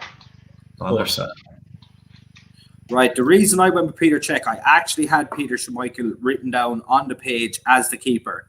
And then when I started looking now, and I'm a Chelsea fan, so I was trying, I wanted to put Peter Cech down there, but then I went and looked at the research. Peter Cech has 443 appearances to Peter Schmeichel's 310. He's 202 clean sheets, which is the most in Premier League history. To Peter Schmeichel's 128. Peter Schmeichel has 5 league titles. Peter Cech only has 4, but Peter Cech has 5 FA Cups. Schmeichel only has 3. They both have 1 Champions League each, and Peter Cech has 3 League Cups and 1 Europa League, and Schmeichel is neither of them. So I was just thinking, for caps and for having the most clean sheets, and he's the similar amount of silverware as any keeper, I'd have to have him there. But obviously, the argument begins. I to be honest with you, I said Evan Van der Sar because I mainly based it off, Peter Schmeichel was a great 7-20 United, but I tell you what, Peter Schmeichel also played for Man City in the end, so I didn't really like that. So I'm more inclined to go for Peter Cech. Right, so you're both on Peter Cech. Look, again, Man. I rated Petr Cech, obviously, but yeah, I see. Unfortunately, as an Arsenal fan, I caught the tail end of the Petr Cech. I knew how good he was, and when he came to Arsenal, of course, I was buzzing. I was like, what a keeper! Yeah, but look, you could have 4 keepers in goal when you have Mustafi in front of you, and you're still going to concede goals. Yeah, that's true. And in fairness, and Frimpong and. You know, if you have Per Mertesacker trying to catch Mohamed Salah these days, best of luck. I think it has to be. I'd say a lot of discussions over the greatest team of all time. It will come down to Cech and Schmeichel. Yeah, Schmeichel revolutionized goalkeeping in the rated. Like, do you know that big massive sprawl that he came out with, and he was the most vocal keeper. But just in terms of like appearances and clean sheets and titles and like cups won, I'd have to say Cech. Before Cech got hit in the head against Stephen Hunt, the Irish player, against Wolves, he was by far the best keeper in the world. And after that, he had a few years where he kind of had a dip in form. Obviously, I think he was after getting a fractured skull or something. But Cech for me was best goal in the Premier League. So we're agreed on Cech? I agree on Cech, yeah. So we go Cech. That wasn't too bad, boys. That's all right. That's only the start now. Right, so we've started. So what do you want to do? Do you want to go centre halves first, or do you want to go right back, left back? Well, we go left back there, number 2. Will we just go number wise? Yeah. So 1, 2, 3, 4, 5, 6, 7. Right, left back. I think Ashley Cole. I think Ashley Cole. Ashley Cole. Right, there we go. That's the easiest one we're going to have. Hands down, Ashley Cole. It's a no-brainer, boys. Yeah. Right, hey, look, okay. This hasn't been too bad so far. So we're going number 3. I think this is where we might start running into some problems. Right. I'm just going to say, like, it is kind of. I'm not thinking about it like a centre back partnership, but just imagining these two playing together when, you know, they're playing football. So I am just literally going to say Nemanja Vidic comes to my mind straight away, boys. I had him down on my page. The same thing happened to me with Schmeichel. I had John Terry down as my other one, and then I had Nemanja Vidic, and I changed it to Rio Ferdinand. Rio Ferdinand has way more caps, more clean sheets, more Premier League titles. He's just he was in the team of the year 6 times. But then again, Vidic actually won the Premiership Player of the Year 2 times, which is unreal for a defender. Which is unreal for a centre half, and it's been so long since a defender has won a Player of the Season. And not only just once, but twice. Do you know what I'm saying? So he was a die-hard defender, and he was a rock-solid defender. I think we nearly need to talk about this as a 2. We need to say, you know, like I'm gonna give my shout to John Terry and Rio Ferdinand. That's maybe my pick. Mine would be John Terry and Vidic. Right, so we're the 2 of us have picked Terry, so Terry's going to be definitely in there then. All right, okay, yeah, 100%. Yeah, I get you. Terry's going to be there if the 2 of us pick. Because who would you have in, Anto? You're Arsenal. Yeah, see, I like Vidic, and like I said, I like a bit of new school, I like a bit of old school, and look, on Arsenal man, I have to give Tony Adams a show. I have to go Tony Adams and Vidic. Imagine as leaders at the back, Adams and Vidic. I just have one thing why I picked John Terry. There's no way. John Terry made defending look easy in a way. He wasn't a fast defender. Terry was the best. Terry was better than Vidic, definitely. 100%. Terry is better than Vidic. Oh, it's still a tough one to call on my end.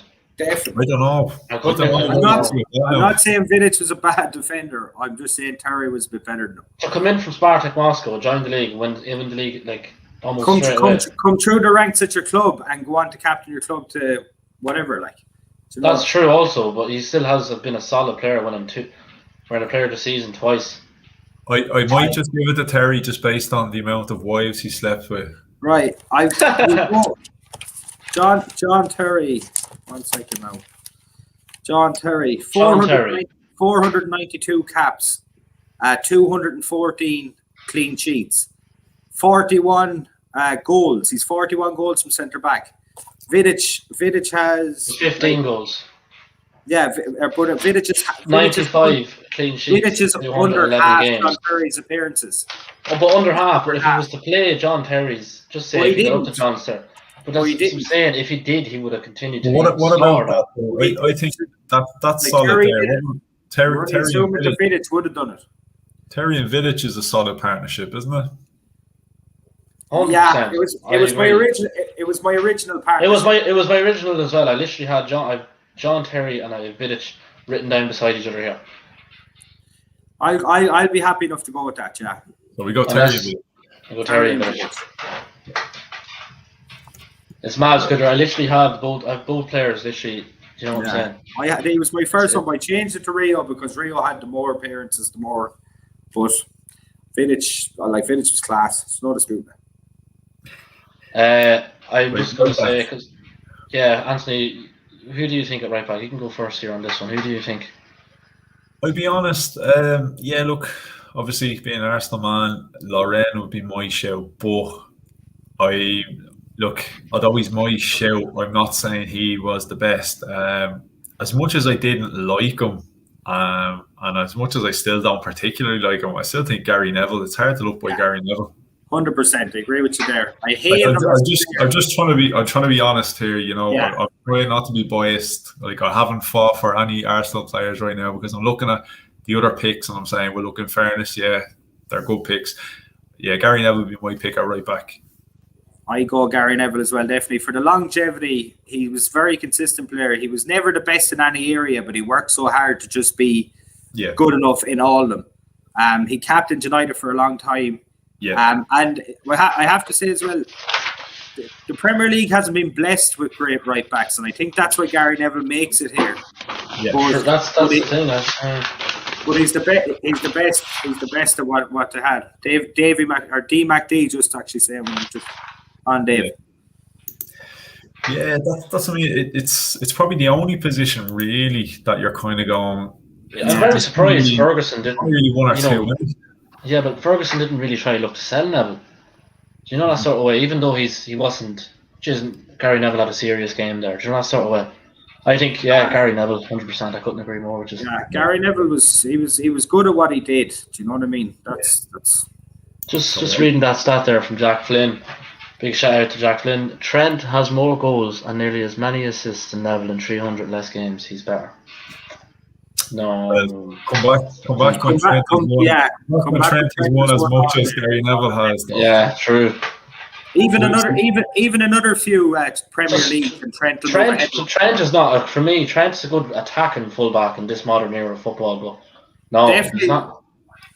Definitely, and Zabaleta definitely worth an honourable mention there as well because he was class. But I just think the longevity thing wins it for Neville. Yeah, and if you think about it, like he wasn't like he was just a bang average type player, wasn't he? But he just made everything, just done the basics and was I think the thing is as well, we're picking an all time. So I'm not saying, look, Trent Alexander-Arnold still has a lot of his career left. You know what I mean? Yeah, and those stats have just right out there. Look, Virgil van Dijk wasn't even mentioned when we did the centre halves. It's because like he has to stay going and doing it. Like he's the best defender in the Premier League now, boy. All time we're talking about it. Yeah, look, I think you have to understand for all time. I think every player on that pitch is going to be retired. Thereabouts. Yeah, I have a couple of honourable mentions that one or two of them isn't retired, but most of them are going to be retired. Yeah. But it's like even when you pick like an all-time best any league, okay, maybe outside of Ronaldo, Messi, I think everyone in the team is going to be retired. You know what I mean? And I like that. What you pick now is going to be way different to what you pick in 10 years' time. 100%. That's the way it goes. That's why we love it. That's why we're going to stay watching it. Exactly. Is that like that point there? 5 years, that possibly. 100%. Gary Neville's record speaks for itself. You know. That's a fair point. Gary Neville wasn't a wing back. He was old school right back who used to defend. Very old school. He never just done the defending first. I don't think like Ashley Cole and Gary Neville, we couldn't have two easier picks because Gary Neville has to win it because of the longevity and because of all the titles he won. Yeah, and again, that's a good point there from Ryan. Like a right back's job is a lot different now to Gary Neville's time. And again, a lot of our picks, the job of the player back then is so different to the job of the player now. Like the whole style has changed. Like the game has changed altogether. Yeah. Right, so we're going left wing. Left wing. Ryan Giggs has to be left wing for me. Yeah, I agree. Yeah, I have him written down there as well. Ryan Giggs. He's the most titles in the Premiership. He's the most titles in everything nearly because he was just so class. He's the second in all-time appearances after Gareth Barry bet him there not so long ago. Yeah, Gareth Barry was. No, I think this is an easy enough one for as well, but obviously you might have your own opinions. It's dangerous having Terry and Giggs in the same team. Oh yeah, sure. Yeah. Dangerous for the rest of the team. Had your kids, had your wives. Yeah, do you know what? We're getting through this a lot easier than I was expecting. Yeah, I'm feeling now this is going to be the hard part here. This will be the midfield. It's a fair show, yeah. When he doesn't find the goals, find the brothers. In fairness, though, I think Giggs scored in every single Premier League season that he played except for the last one, I think. He scored 21 out of 22 seasons. Yeah, like the last. Maybe I don't know what happened with the last one. Maybe I'm wrong there in that, but I think when I was looking it up, that he scored 21 out of 20. He scored 20 out of 21 or 21 out of 22. Yeah, the first 20. So it was like the last season. I don't know. Did he get it? Did he like maybe just the last season hanging around for? I don't know.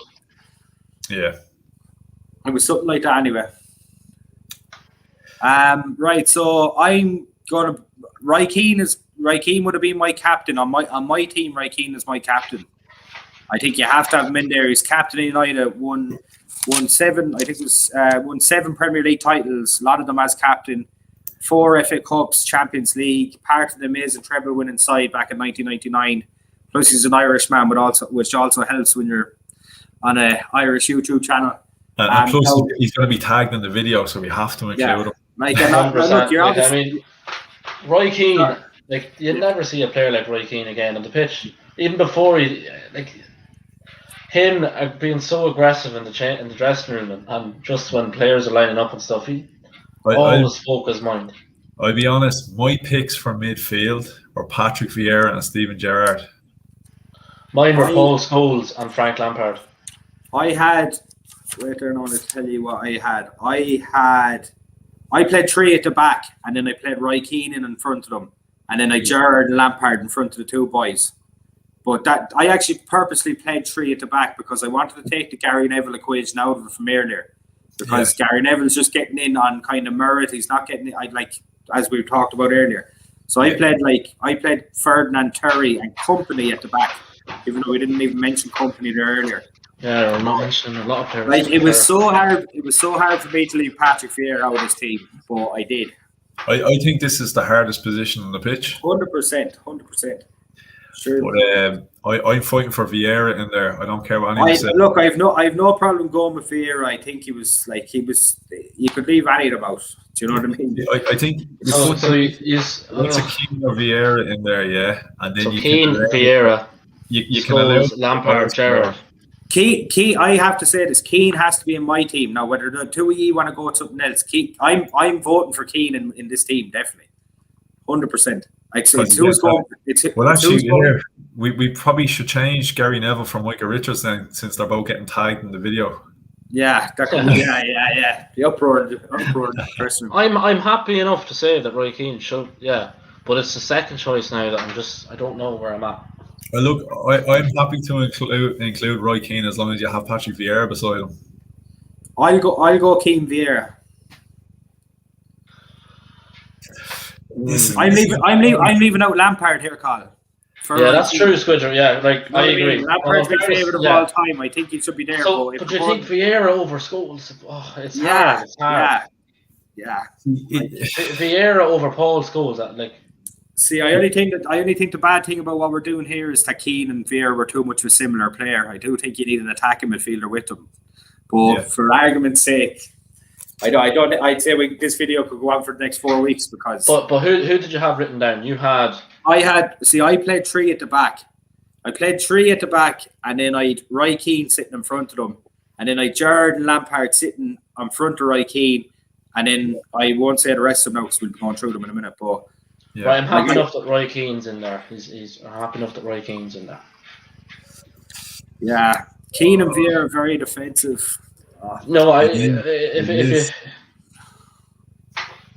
see, I don't want to go this all United. I'm not been so biased towards Manchester United in terms of, Look, Keane and Vieira is similar. Doesn't mean it wouldn't work. What about if we take Gary Neville over, boys, and go 3 at the back?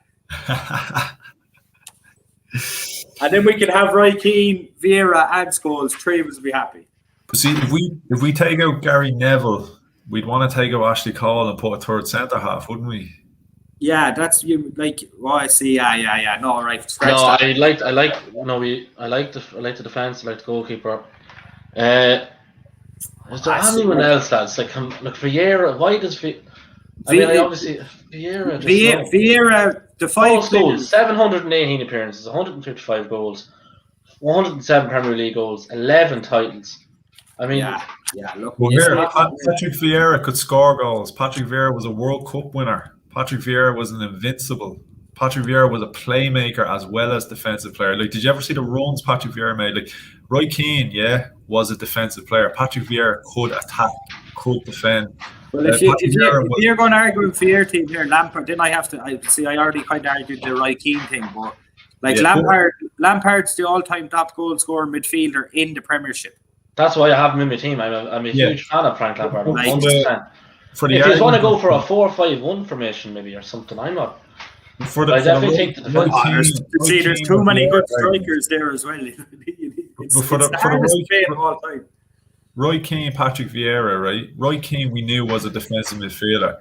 But Vieira, I think, was defensive and more. I think he offers you both. I think you play Vieira with somebody like Gerrard, Scholes, or Lampard, and then you have a better balance. Whereas, I think you play Keane in that. Yeah.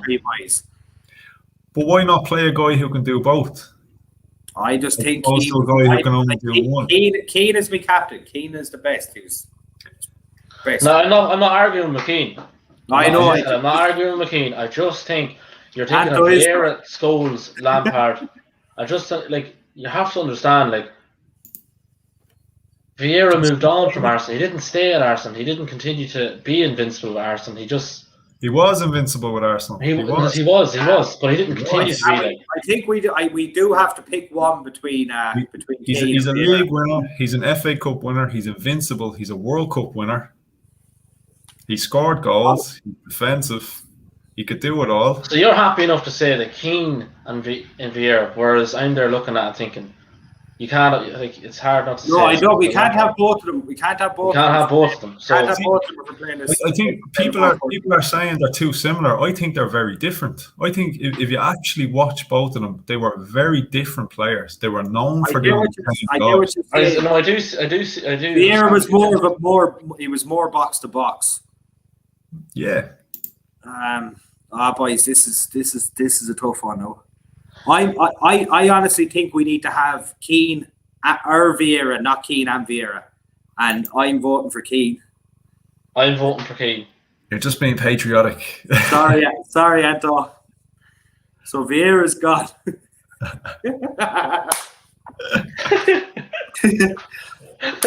So we're stuck with Keane, right? We're not stuck with Keane. We're decided on Keane. We're stuck with it. It's only because he's being tagged in the video, isn't it? It's not. Greatest captain in Premier League history, Right now, the next thing, the age-old question is: who's better, Scholes, Lampard, or Gerrard? This is going to be a tough one. Fabregas. An invincible.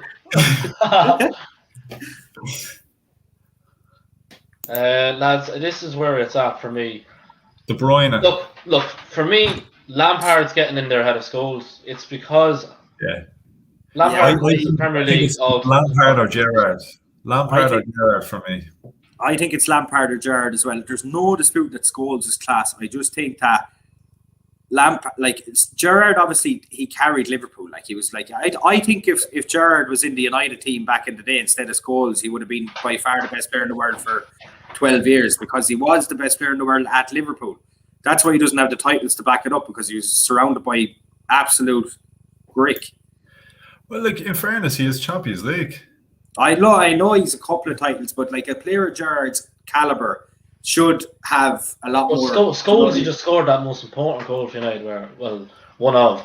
Remember that screamer? Was it against? It was against Barcelona. We won 1-0, and we were facing using the final, wasn't it? Yeah, it was. So you see, I mean, he did score outrageous goals, but for me, if you're going to go Premier Leagues all the time, if you're talking about scoring outrageous goals, Scholes is third of the three.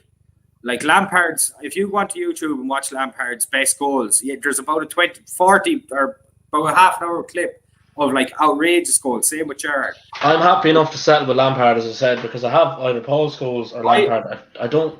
Like Lampard's one of my favourite players of all time, and I don't really know between Lampard and Gerrard. Gerrard was just Gerrard never won a Premier League, boys.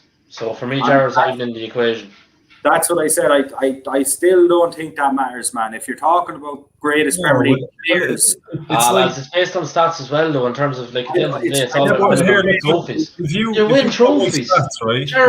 If you just go by stats, give it 10 years, and we're doing our new Premier League team, right? You probably have Harry Kane in there, and he will never have won a Premier League.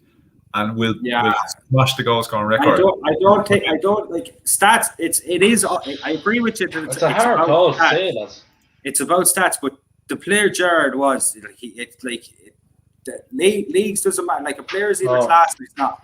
Like Alan Shearer has 260 goals. Is he not going to be in this team because he's only won Premiership? Like it's not about how many. I'm not based on how many Premiership titles they've won. I'm just saying, like we're talking about the Premier League's best 11. Like you're going to be referring to trophies, you're going to be referring to what they've contributed. I know 100%. Like that's a fair point what Anthony said. But I would expect Harry Kane to either leave Tottenham to go and win a Premier League before. You know what I mean? He'll probably still smash all the records. If he doesn't, he's still. Yeah, if he stays injury free and all that kind of crap. For me, it's Lampard that goes in there. Yeah, I go Lampard in. I go Lampard in. I agree. This actually turned out not too bad. It's very similar to the team I actually had picked. No, I have Lampard down. I'm in favour of Lampard of it. I'm an admirer of him, but so you see this, like it doesn't have to be a right winger either, does it? Does it have to be a right winger, or can be put in a centre mid here? Someone that can be versatile or something. Well, then you'd be switching up your formation then, wouldn't you? Because you don't want to have like Roy Keane out on the right wing kind of thing. Do you know what I mean? 100%. I'll throw it out there. I'm going Robert Pires on the right wing. I'm going Cristiano Ronaldo. I'm going Cristiano Ronaldo as well. I knew he would. He's bad. I know he was only in the league for 3 or 4 seasons, but what he did in them 3 or 4 seasons. 292 appearances, 118 goals, 196 in the league. Do you know what I'm saying? So he's golden boot, 31 goals. You know what I mean? Set the record at the time. I had Ronaldo on the right wing in my all-time team, but I just wanted to argue, which is a little bit. He won the Ballon d'Or in 2008 when he was there. He's player of the season twice, won the golden boot twice or once. Sorry. It's too easy. It's an easy one. No, right. I will let the debate begin again. Or nearly there. Well, look. You have to have Henry. You have to have Henry as a striker. I have Henry as one of my strikers. Yeah. I don't care. I am squeezing one Arsenal player into this. No, I agree. Henry, definitely. Yeah, 100%. Henry. We're going Henry. And look, I'll even let you have Henry as captain, seeing as you didn't really get your way. but I disagree with that. Roy Keane's the captain. Roy Keane's definitely the captain. Just don't tell Anthony. Here, lads, you could have John Terry as captain. You could have Roy Keane as captain. There's a few leaders in that team. Roy Keane's still the captain there. Now, lads, the last position. Alan the Shearer. fans, just for the fans and the viewers and all, shout out there, what do you think the last selection of the striker would be? That'd be my shout. That'd be my shout there, but I know you aren't going to agree. Jeremy. That'd be my shout. Dennis Bergkamp. Absolute genius. And again, you look at the stats, obviously Shearer's got more goals, but I just think Bergkamp was a better player. Absolute genius, but if you're talking about all-time greatest, Shearer has to be there, in my opinion. And Shearer hasn't been in a team that has been, full of superstars. He is the vocal point of every team he's joined. 260 goals in the Premier League. That's all I'm going to say. I'm not even going to talk about it anymore. You can argue the point after that, but I'm going to just. For me, Shearer has 260 goals in the Premier League. That's when did he hang up his boots? 2002 or something. I seen him playing there last week. He's still going. He's on the race. It's a no-brainer for saying it. I mean, Alan Shearer has a stat that no one has bet yet. So Reese has never seen Bergkamp play. Obviously, never seen Bergkamp play. I said it earlier. Bergkamp's one of my favorite players growing up, most intelligent player ever. But we're talking about the all-time greatest Premiership. And we're talking about a stat that hasn't been beaten. He'd be on the bench, but Shearer has to be on the pitch. Shearer has it for me. It depends now. The thing is, right? You look at these things, you go statistically, yeah, but like if you had all these players in the one team, you'd have to question, would a certain player get into a team if another player was available? So like Mario Balotelli at the time. No, I don't think you can look at it like that either. That they wouldn't play well together. You just have to go on how good a player was in Henri Bergkamp. Yeah, like that they played together well. But lad, it's just the Premier League top time goal scorer. Alan Shearer in a team that he didn't play in the top six. Alan Shearer. United. He didn't play for United, Liverpool. He turned down United multiple times. So, I think Alan Shearer should go there. I think Alan Shearer should go there. So there you have it, folks. What do you think of it? Don't forget to like, subscribe, and comment. There's there. Look, hit the notification stringer bell as well. You can string. That wasn't actually. It wasn't as bad as I thought it was going to be. That wasn't too painful. Now, I'll be honest with you, right? Because it's 12:05 and I'm a little bit sleepy. I didn't sleep well last night, so wasn't in the over argumentative mood. So I let you away with a few of them. You caught me on another night. I was surprised with how quick you let some of them go, but I think I'm happy. I'm actually my team was. Shout out to Fake now there, bang on the lads, boys. I have to say, I'm chuffed with how tonight's went. Teams have been. You know what? I think what happens is as well, right? When you get a bit of a generational gap as well, obviously, like myself and Cahill and that, like a bit of a gap between us and what we've seen, and the players we've come up with, and even Mikey as well. Like, I'm used to watching players when I was coming up and seeing certain players, and you'd have a different idea. So obviously, to me, certain players that should be in the team, to you, certain players should be in the team. It's so hard, especially with three people. Whatever it's two people. So you can be able to. Yeah, it's. But look, we did it. Wayne Rooney wasn't mentioned when we were talking about the strikers. That was my shout. That was my shout and goal. Peter Schmeichel. So Rich Knowles, that was my shout. Peter Cech, he's better. He was better. But better stats, better. Listen, Rich, I thought the same, but look, it is what it is. Check most clean sheets. It's realistic. Come on, Reece. Yeah. Big shout out to the boys there now, Dave, because the viewers, it keeps you going. It keeps you. Do you know what I mean? I don't be just there looking over to. And it just keeps you bouncing off one another. Like, it's good. 100%. Yeah, no, look, like I said, we're never going to completely agree. The fact that we managed to get through that and it's been fairly civil, I think we've done all right. It's always going to be a lot worse, tell you the truth. Oh, it's good, Ram. So we actually, if we take a life. Anto, on the other hand, you know what I'm saying? I think Anto will wake up in the morning and be like, what did they do there? I got my favourite player of all time, Thierry Henry. Thierry Henry had to be in there in fairness. I'm happy. I'm happy with that. Now look, but in fairness, big shout out to everyone in the chats and everyone that was watching. Like, thanks so much for giving us the time and a bit of banter in the chats. Like I said, we're never gonna completely be eye to eye and agree. But look, that's the whole point of this channel. Yeah. Rival fans all coming together. That's what we want. A bit of banter in the chats. Tell us that we're wrong. Tell us when we're right. Like I said, just tell us if we don't know our stuff. Majority of the time, haven't a clue that. So you need to help us. We're bluffing. Listen, lads, smash the like button, subscribe. Appreciate it. Exactly, and follow the ticker down below. You'll see all the details. Remember, keep smashing the like button because it helps us out. It spreads the videos about, so we can continue to grow the channel. Keep telling people about it. Tell all your mates. Please spread the word. We're already getting off the ground. So second show, lads, and as you can see, it's going well, and can't wait for the next one. Right, lads. 100%. Thanks very much. Yeah, thanks very much for watching, lads. See you all soon. Good luck.